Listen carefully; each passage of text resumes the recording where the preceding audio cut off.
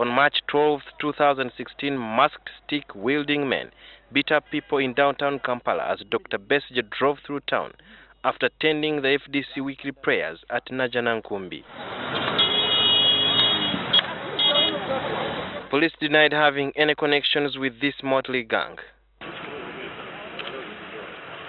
Yesterday at Nakawa Magistrates Court, where former FDC presidential candidate was supposed to face a committal hearing, similar men were seen in the vicinity. These men parked their van nearby and later pulled out their sticks as the melee broke out, eventually resulting in the arrest of FDC's Secretary for Mobilization, Ingrid Turinawe. The police now say these men are informers in the force. They are not police officers, so okay? But they are always informants, they are operatives who supply us with local intelligence, with community intelligence, which we get on what is happening in a particular community. If they had beaten people, I'm very sure, just like it happened last time, if they had beaten people just like it was, you would have renounced them. If they were to beat people, of course, then we could have taken responsibility and had people charged, even including the commander. But I have told you the circumstances. Now, previously, how many did you charge? Previously, Enanga, previously, how many did you charge? The very ones who beat up people there around Kampala Road. How many did you charge and the commander? Have you followed up with that case? You have never followed up. Tell us exactly. And even I remember going on record saying that you people, according to the footage, we requested that these witnesses who could help us in that matter come forward. Okay? None of you helped us. Up to today, we don't have anybody who came up complaining. However, Uganda Media Center boss and deputy publicist of the ruling party criticized police for conscripting paramilitary forces to execute its work. It is unacceptable to have these instances of Chiboko-wielding people emerging from the sides and are caning people, clobbering people, and the police is looking on. And the public keep complaining, and they promise to review, and we don't hear.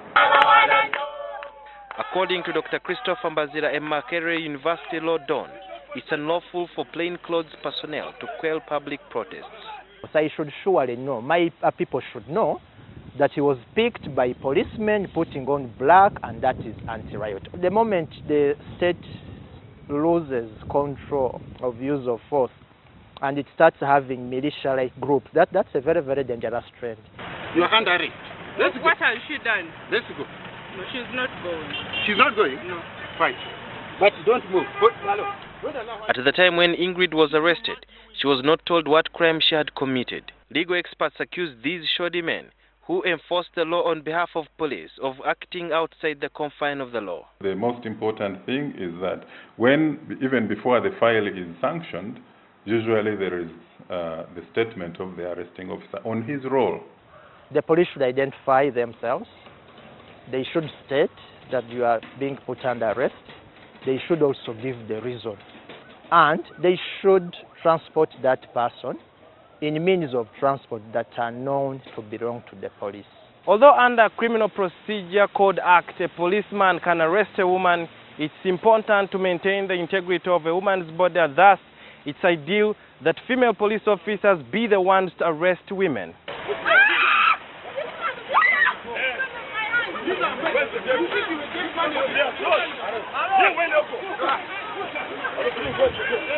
Yesterday, Ingrid was arrested by female. The commander went and called female police officers who were dressed because we anticipate this.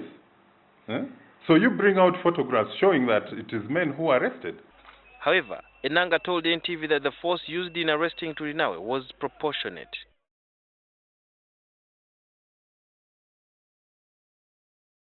We also apply force based on the degree of resistance. Dr. Mbazira opines that courts of law should not lend legitimacy to such unlawful acts. Surely at a certain point, some people should be able to contest it. We've seen cases in other jurisdictions where the prosecution of a case has collapsed because of the irregular manner in which the arrest was effected. It's common practice for the police to conscript its rank-and-file civilians and paramilitary forces to execute what critics claim are repressive tactics against regime opponents. Sudil Biarhanga, NTV.